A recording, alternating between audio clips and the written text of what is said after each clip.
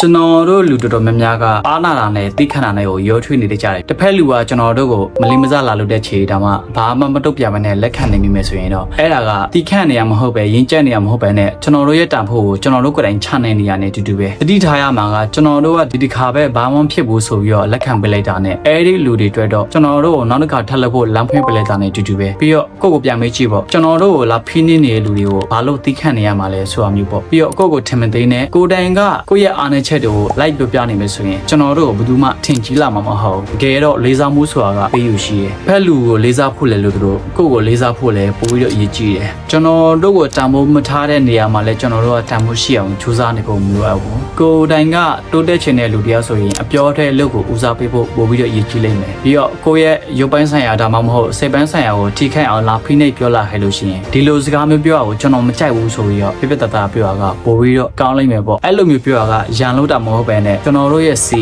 ကျွန်တော်တို့ရဲ့ boundary ကိုတတ်မှတ်တာနဲ့တူတူပဲမင်းကိုသုံးမကြဘူးလို့ပြောနေတဲ့ပါဇက်တွေကိုပိတ်ဖို့အကောင်းဆုံးနည်းလမ်းကပြောနေမဟုတ်ပဲအလုပ်ရက်နဲ့ပဲတက်တည်ပြတာပဲတန်ဖိုးဆိုတာကသူများရဲ့ပါဇက်ဖြတ်မှာရှိနေရမဟုတ်ပဲနဲ့ကျွန်တော်တို့ရဲ့နှလုံးသားနဲ့လောက်ရက်မှာပဲရှိနေရဆိုတာကိုသိသိချင်းတယ်